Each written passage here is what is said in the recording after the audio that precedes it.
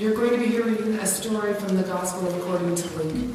And over this Lenten season, well actually ever since Christmas, we've been following the story of Jesus' story and the arc of his story. So we have seen him at his birth, we have seen him at his baptism, we have seen him being tempted in the wilderness, we have seen him decide who he is and what he is about, and we have seen him engage his ministry in the land in which he lived. And now, after his successful ministry, today we're going to see him start to turn his face towards Jerusalem. He's going into Jerusalem, and we all know what that means. So in the story you're going to hear about how some Pharisees came to Jesus and said, Jesus, you gotta get out of town because Herod is out to kill you. Run away, save your life. Turn away from your plan of entering Jerusalem and calling the powers of Rome and temple to account. To which Jesus replies in our story that no, he's not going to run away. He's going to see his mission through. And he knows very well that it's a dangerous thing he's about to do, and it may very well be the ending of his life. Now, we don't know who these particular Pharisees were, and we don't know what their motivations were, and it doesn't really matter to the story. Right? They bring the message, but it's Jesus that we're concerned with. The story is about the courage of Jesus, and that's what I'm wanting you to think about as you hear it being read. I believe that, well, there's lots of kinds of courage, but there's two main kinds of courage, I think. There's a kind of courage that's sort of immediate and situational. So you're walking down the street and you see someone cross, they're about to step out in front of a bus, you run out and you grab that person and you save them. That's one kind of courage, kind of acting in the moment and being courageous, rising above yourself in the moment. But there's another kind of courage. And this kind of courage isn't displayed simply in the moment. It's not found in a single act. But it's found in the long haul, right? It's found in anticipating a significant, daunting, and maybe even a frightening challenge. And knowing all of that, not turning away from that challenge or that situation. Even though it's frightening, you don't turn away from it. That's a different kind of courage. And this kind of courage is also a matter of character.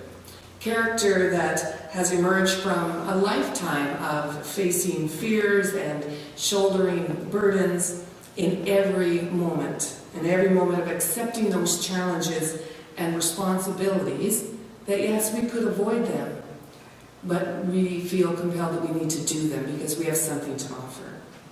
So, and the second kind of courage is displayed in our lives, I believe, in both great and small ways. And it's displayed over time. Parents have this kind of courage. To love means that the welfare of those we love is paramount. And so to protect them or to help them, there's nothing we won't do, even if it puts ourselves at risk. Even though it means we could avoid the risk, or the trouble, or the hurt that might fall on our shoulders by simply saying, I'm not going to get involved. The kind of courage that this is that we go, of course we'll get involved, because their welfare, their well-being is so very important. I put that ahead of my own. And it's this kind of courage that involves vulnerability.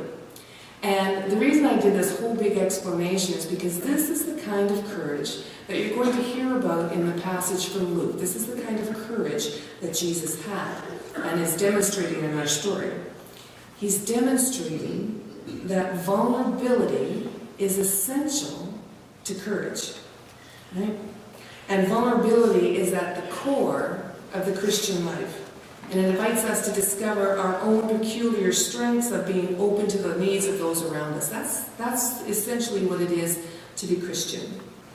And then Jesus chooses that lovely provocative image of a hen gathering her brood of chicks for her protection and safety. And this is to illustrate that in his lived out courage, he's seeking to protect and to keep safe. And that is why he cannot not do what he feels he's called to do in Jerusalem, because the people of God are needing and worthy of protection and love. And so that's the background of this passage. So as you hear it being read, I would invite you to consider, where is it in your own life that you might be feeling particularly vulnerable? Where in your own life might you be needing to show some of that vulnerable courage that says, I will step out and shoulder this responsibility, take the lead here, I will do this, because that is what love is all about.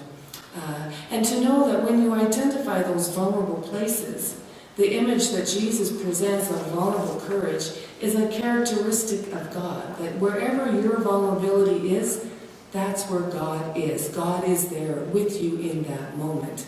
And so with courage and a good heart and with God, all things become possible. So that's my story. So keep your ears tuned when you hear that really great